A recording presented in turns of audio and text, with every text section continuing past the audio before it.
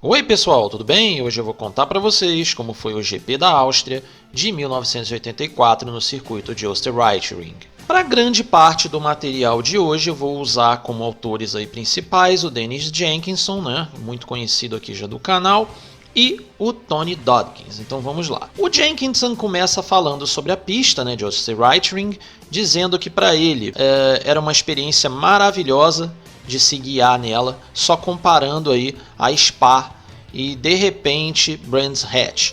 Porém, ele deixa bem claro que Brands Hatch traz um clima de estádio, enquanto Silverstone, por exemplo, trazia um clima de aeroporto, de pista plana, coisa do tipo. E ele diz que além de Österreichring ter uma pista incrível, ela trazia vantagem aí de ter um plano de fundo maravilhoso de se olhar. O Jenkinson diz que não era todo mundo que gostava desse tipo de pista. E aí vocês devem estar se perguntando, como assim alguém pode não gostar de Spa e Österreichring? Bom, segundo ele, quem não gostava desse tipo de pista era o pessoal que ia para a Fórmula 1 não para ver corridas, era o pessoal que ia para a Fórmula 1 para fazer negócios, era a turma do champanhe, do caviar, dos famosos, das pessoas bonitas. Segundo ele, esse número de gente aí era muito menor nesse tipo de circuito, porque havia muito menos glamour do que, por exemplo, em Monte Carlo ou coisa do tipo. Então, eram pistas que eram frequentadas por um público que realmente amava e gostava de automobilismo. Outro grupo que ele dizia que não gostavam muito desse tipo de pista eram os mecânicos e todas as pessoas que trabalhavam nas equipes, como assessoria de imprensa, coisa do tipo. Segundo eles, esse pessoal não gostava muito desse tipo de pista porque tudo era muito longe. Se você esquecesse alguma coisa num quarto de hotel, por exemplo, você tinha que esperar uma carona ou esperar a van do seu time para ir para o hotel, daí você ia, pegava suas coisas e voltava, ou seja, tudo era muito longe, o translado de tudo era muito complicado. Tudo, segundo ele, tinha que ser motorizado. Então isso complicava muito o dia a dia dentro do autódromo. É claro que ele não ia ficar só falando bem da pista, Vocês conhecem já o Jenkinson aqui no canal e vocês sabem que ele ia dar uma zoada no circuito. Bom, ele fala o seguinte, que o clima de férias, feriado, descanso era tão grande que o nome da prova era Holiday GP. Mas segundo ele, se os organizadores queriam criar um clima de feriado, férias, não tinha coisa pior para estragar esse clima do que um final de semana que começou com uma intensa chuva e fez o público se afugentar do autódromo. Ou seja, para os organizadores tudo foi terrível e o clima de férias e feriado se foi com a chuva. Ele tinha que dar uma sacaneada na prova. Bom, e a chuva da quinta se foi e o desastre que se previa aí pela organização da prova não aconteceu. Os campos que normalmente estavam lotados de barracas e trailers já na quinta-feira lotaram sim, porém só no sábado, para alívio dos organizadores, mas o importante é que eles lotaram com o público chegando a números aí de quase 90 mil pessoas, confortavelmente espaçadas em grandes campos ao lado de campos de milho e não amontoados em arquibancadas, socados quase igual em latas de sardinha como foi em Brands Hatch. Ele diz que a competitividade que a Fórmula 1 estava vivendo entre as fabricantes, a estreia de pilotos promissores para o público austríaco, como no caso do Gerhard Berger, e a fase fantástica do Niki Lauda salvaram o fim de semana e quando o sol se abriu na sexta-feira, todos os espectadores correram para o autódromo e lotaram a pista. Jenkinson diz que na sexta, Lotus, McLaren, Renault, Williams, Ferrari, Brabham disputavam os melhores tempos com velocidade chegando a quase 320 km por hora no final da reta dos boxes, o que para ele era algo impressionante. Segundo ele, a nota de pesar era a Tyrrell, que com seus motores aspirados eles eram quase 32 km por hora mais lentos que os demais no final da reta. Para ele, o segredo do sucesso nessa pista é que o automóvel tivesse muita velocidade final, que ele comprometesse o mínimo possível o contorno das curvas de alta velocidade, ou seja, segundo ele, o carro tinha que ter o mínimo de drag, de arrasto possível, porém os pilotos e as equipes podiam montar setups que comprometessem as curvas de média e baixa velocidade. Dificilmente a gente ia ver em Österreichring carros subindo em zebras ou atacando muito forte chicanes. Por quê? porque geralmente eles tinham compressões lentas e rápidas dos amortecedores bem mais rígidas do que o normal, barras estabilizadoras bem mais rígidas também, e molas também bem mais rígidas do que o normal, e carros extremamente baixos no seu setup. Então era feito todo um setup para contorno de curvas de alta velocidade em detrimento das curvas de média e baixa velocidade, principalmente chicanes. Então o segredo dessa pista era você contornar muito forte as curvas de alta e as longas retas da pista. O Jenkinson dá uma declaração surpreendente e polêmica, porque ele põe a mão no fogo ao extremo. Ele acusa alguns colegas de trabalho, dizendo que algumas pessoas estão sendo levianas, dizendo que os carros da Fórmula 1 têm mais de 1000 cavalos, e segundo ele, a potência desses carros na época não passava nem dos 700. Ele diz isso pois, segundo ele, conforme informação que ele teve de dentro da BMW, que era, segundo ele, o carro mais rápido de reta da Fórmula 1, o carro BMW Brabham tinha 700 cavalos. E aí ele se questiona por associação, como por exemplo que o McLaren Porsche tem 900 a 1000, se ele é mais lento do que o Brabham de reta. A verdade, pessoal, é que muito provavelmente, agora eu vou dar a minha opinião, nessa o Jenkinson estava totalmente errado. Porém, é muito importante deixar claro e fazer vocês entenderem isso, que o Jenkinson é um homem que estava reportando a Fórmula 1 na época. Ou seja, ele se baseava no que diziam para ele na época, era o trabalho dele, ele era entrevistador. Se mentem para ele ou se sonegam a informação dele, ele vai errar. Então entendam isso, pelo amor de Deus, tá? Não vão pensar aí, o Jenkinson fala um monte de besteira. Não, muito pelo contrário. 99% de tudo que ele fala é perfeito. E ele erra quando erram ao falar para ele. Esse é o problema. É muito fácil para que eu discorde dele, por exemplo, 40 anos quase depois, com um monte de livros, um monte de artigos, um monte de informação. Então é isso que eu preciso que vocês entendam, ok? Eu discordo dele aí, mas é muito fácil discordar dele hoje em dia. Tanto tempo depois e com tanta informação que a gente tem hoje em dia. É fácil. Eu queria ver na época, era complicado, ok? Só para dar um exemplo, pessoal, quero usar aí o motor Porsche, ok? Hoje em dia, 40 anos depois quase, a gente sabe que o motor Porsche tinha 80 graus de inclinação na bancada dos cilindros. A gente sabe que esses 80 graus eram um segredo da Porsche em relação às outras equipes. Segundo Hans Metzger, o mago dos motores Porsche, era o que fazia com que o motor fosse dócil, que o motor tivesse pouquíssima vibração, que eles conseguissem tirar muito mais potência sem estressar tanto o sistema. Eles conseguiam usar bloco de alumínio, enquanto a maioria tinha que usar bloco de ferro. Por exemplo, ele diz que a Honda copiou descaradamente eles depois dos 2 primeiros anos. Foi o segredo para a Honda chegar a algum lugar, foi copiar a angulação da bancada do motor Porsche. A gente sabe, por exemplo, que esse motor tinha 80 milímetros de diâmetro nos cilindros, que ele tinha, por exemplo, 47,3 milímetros de curso em cada pistão dentro dos cilindros. Então, por exemplo, no motor que pesava 150 quilos, com tudo, radiadores, intercoolers, conexões, tubulações, escapamento, tudo chegava a 150 kg, ou seja, ele era mais leve do que um motor Cosworth. E segundo o Hans Metzger, era pelo menos 200 cavalos mais forte, isso em 1983, ano que o motor estreou o primeiro exemplar, o que foi para o Salão do Automóvel de Genebra, na Suíça, que ficou exposto. Esse mesmo motor que quando foi para os testes superaquecia, tinha problemas de ponto, de ignição, esse mesmo motor já gerou pelo menos aí 780 cavalos. Aí vocês vão perguntar, Felipe, mas como assim você sabe que gerou 780 cavalos? Porque o Metzger diz que era 200 cavalos mais forte do que um motor Cosworth. E um motor Cosworth DFY tinha entre 580 e 600 cavalos. Eu já estou beirando os 800. Isso em 1983. Quanto a Porsche, quanto eles conseguiram evoluir de injeção de combustível, vai dar esse motor uma potência absurda. E não só eles, quase que todos. Esses motores vão chegar próximos já dos 1000 cavalos. É só a gente pegar aqui, por exemplo, o Österreichring, por exemplo.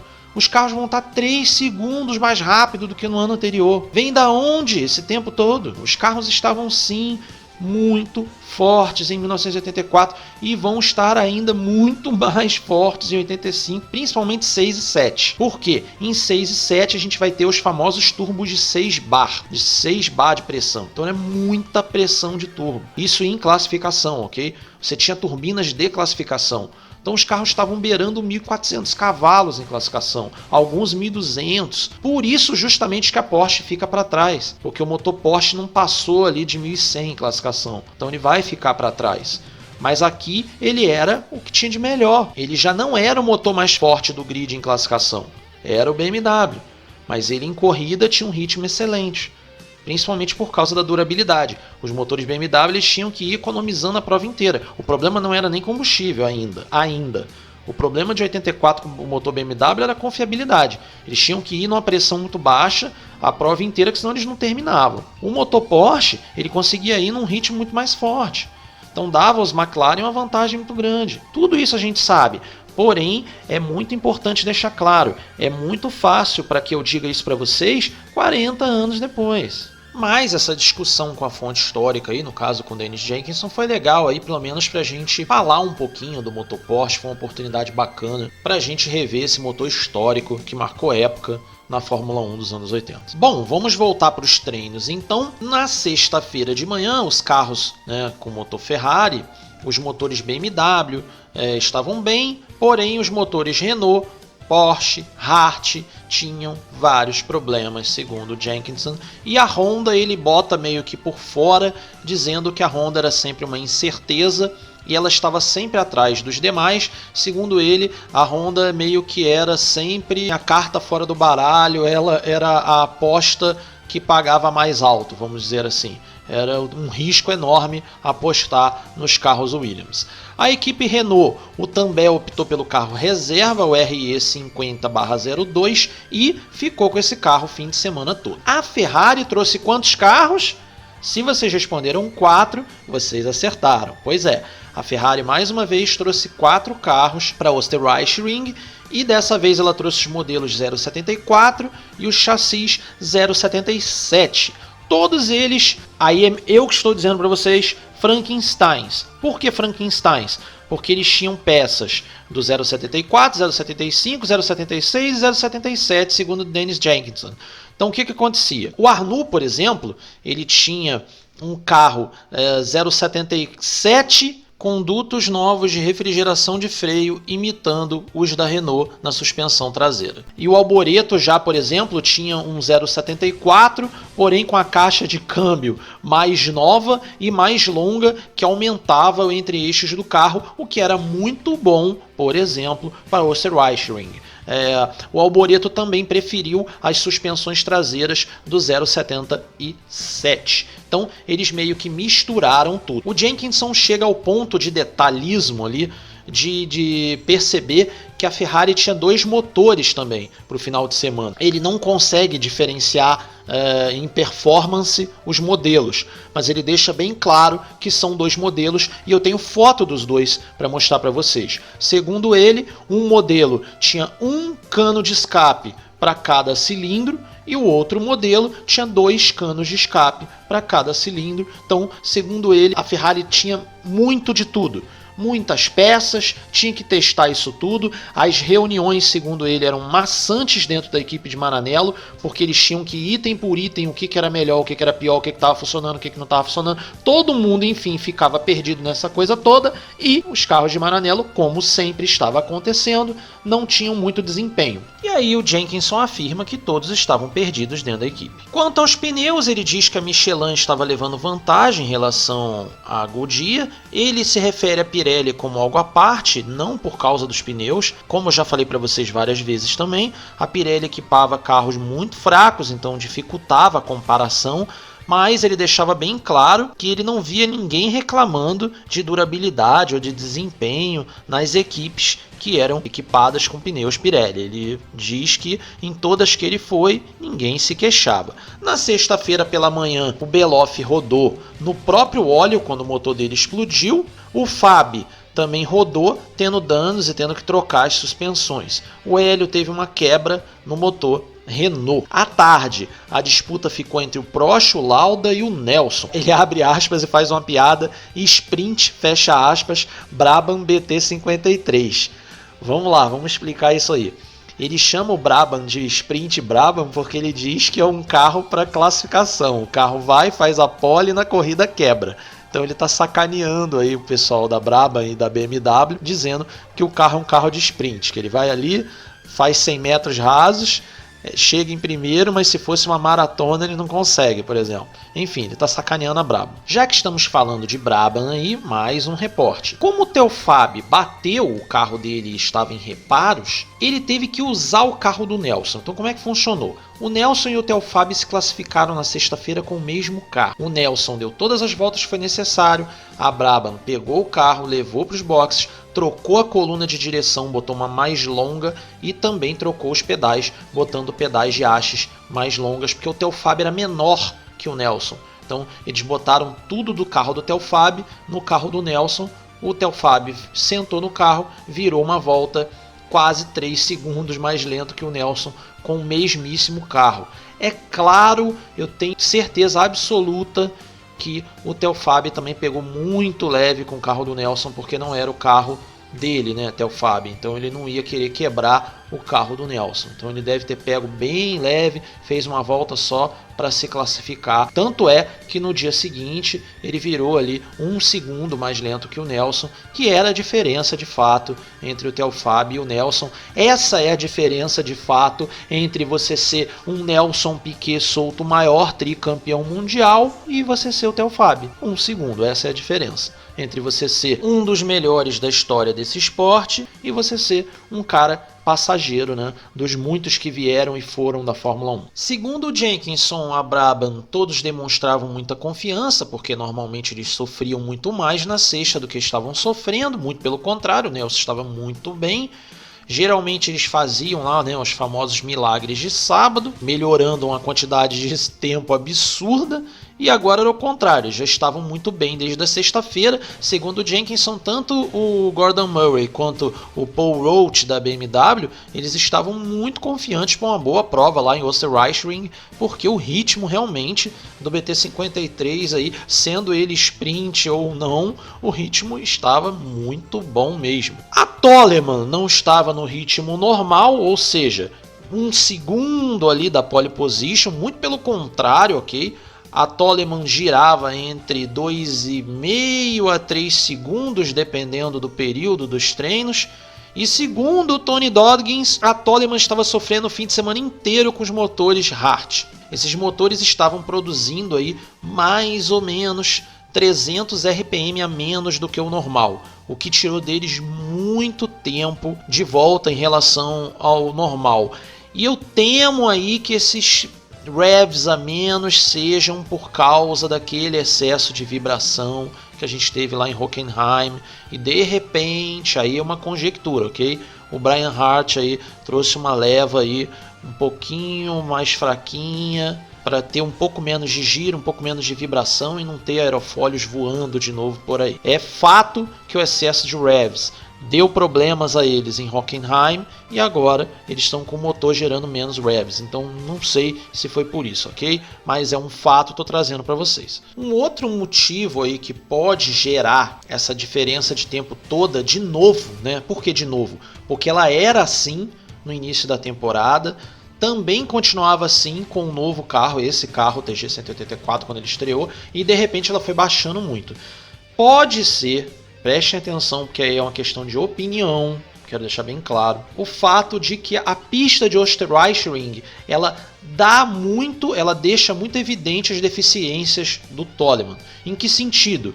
Ela usa muito pouco das capacidades do Ayrton. Vamos traduzir isso aí.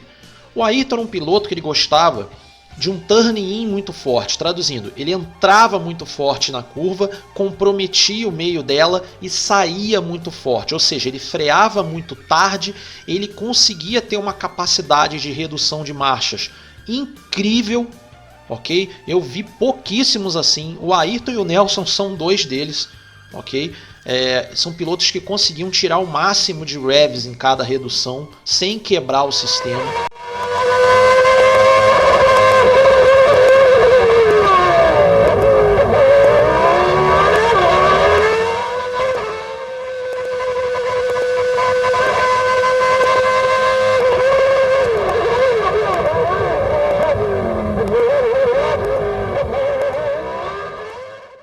O Ayrton, então, ele gostava de freadas muito fortes, retomadas muito fortes. Por que retomadas muito fortes? Porque era o estilo dele de setapear o carro, ele gostava de usar o diferencial de aceleração muito travado.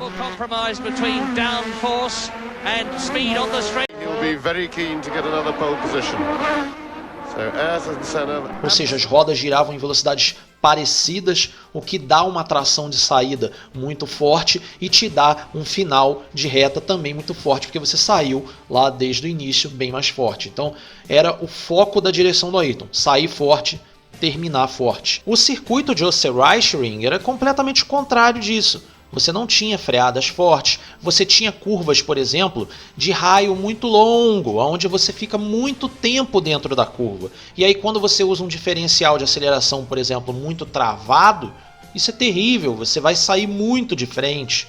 Então era o tipo de pista que para o setup do Ayrton, para o que ele gostava no carro de corrida, era muito ruim. Eu falo sempre isso, o Ayrton, por exemplo, sofria muito no Rio de Janeiro. Circuito do Rio, porque também é uma pista que tem curvas de raio muito longo em algumas partes. Então ele destruía os pneus dianteiros no Rio de Janeiro.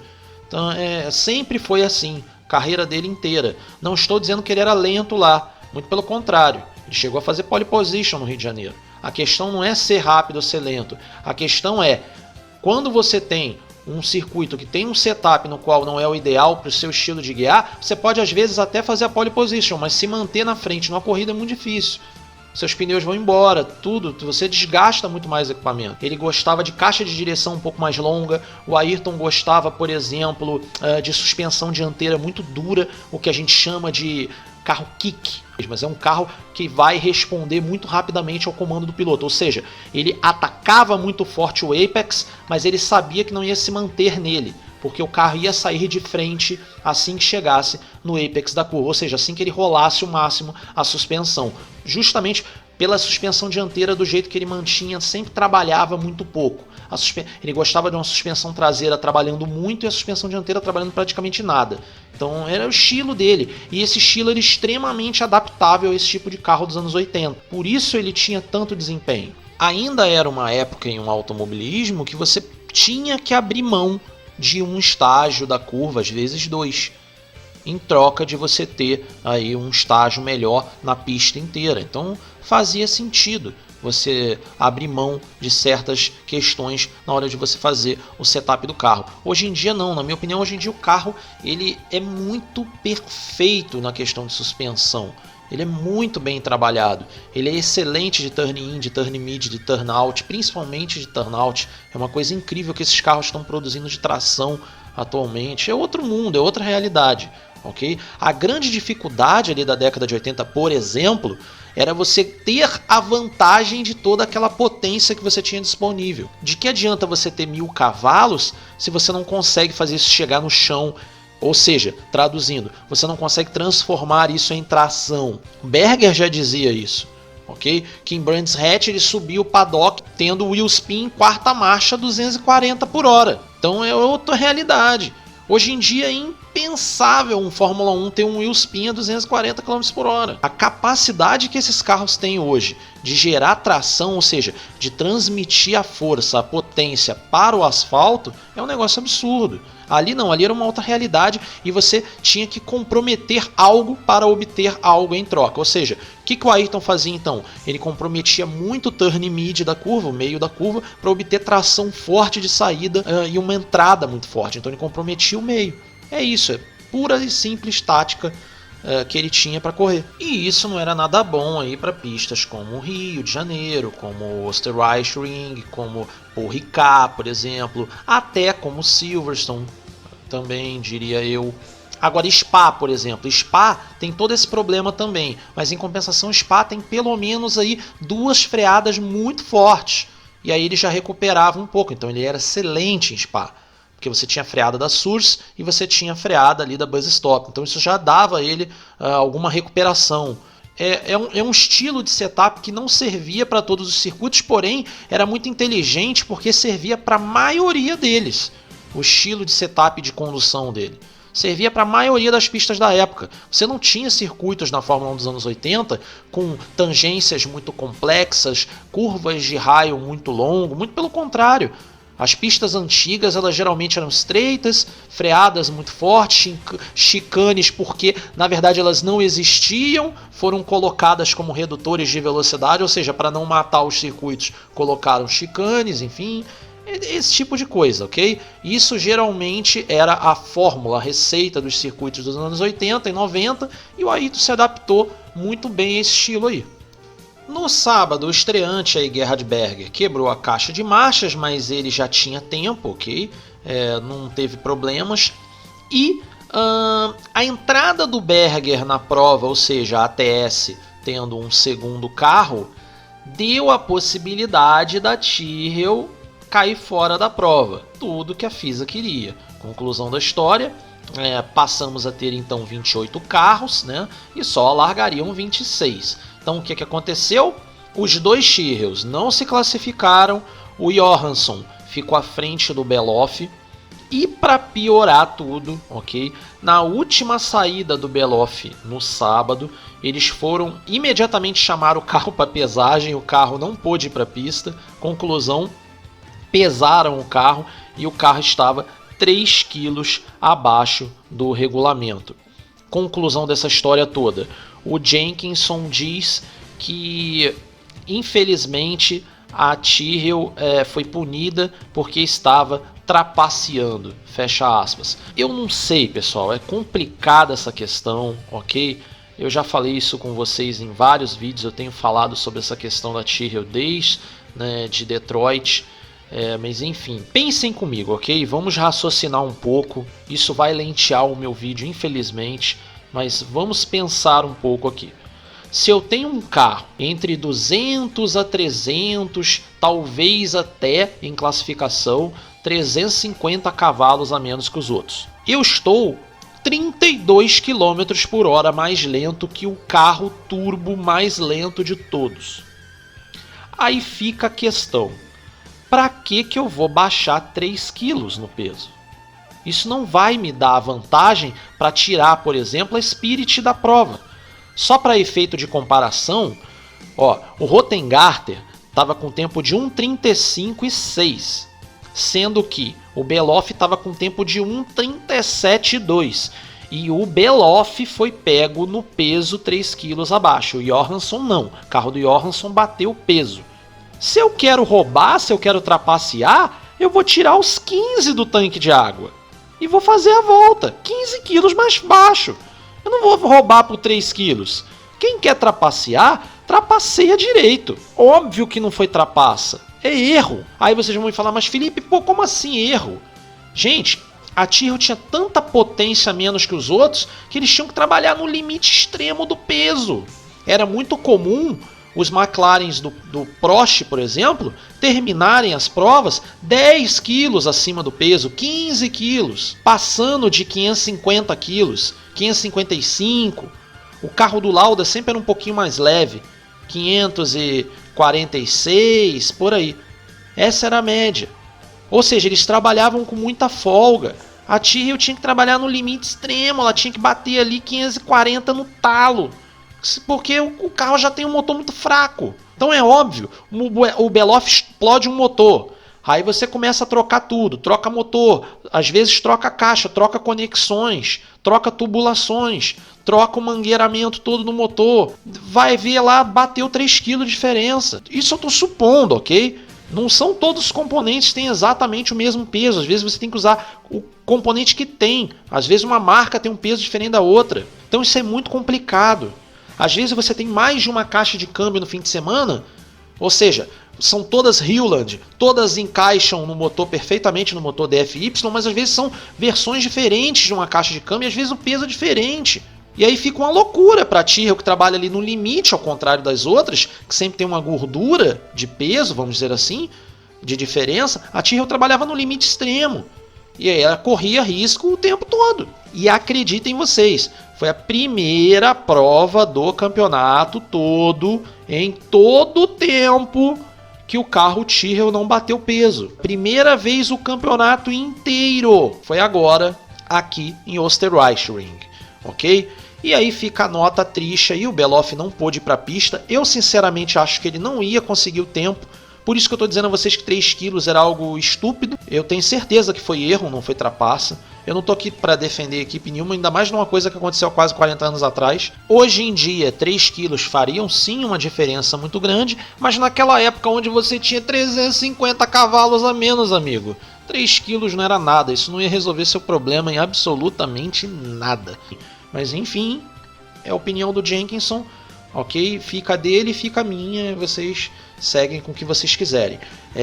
Outra coisa importante aí dessa coisa toda, infelizmente a nota triste, foi a primeira vez que o motor Cosworth não se classifica por uma prova desde a primeira prova do motor Cosworth. É isso mesmo. Qual foi essa primeira prova? Em Mônaco, 1967. Então é muito triste aí, a gente teve aí a primeira prova sem um motor Cosworth nas suas várias versões aí, chegando até a DFY. Outra nota interessante aí é que esse GP de Österreichring foi o primeiro GP da história da Fórmula 1 onde todos os carros do grid eram turboalimentados, ou seja, como a Tyrrell não participou da prova, não tinham os Tyrrells aspirados, todos os carros tinham motores turbo. Foi a primeira vez na história da Fórmula 1. Eu espero que vocês tenham gostado desse vídeo. Se vocês gostaram, deixem o like de vocês. Se vocês puderem, compartilhem o vídeo, porque isso vai ajudar muito o canal. Ativem o sino de notificações e até o próximo vídeo, sexta-feira, com a corrida e toda a repercussão dela, às 7 da noite, ok? Até lá!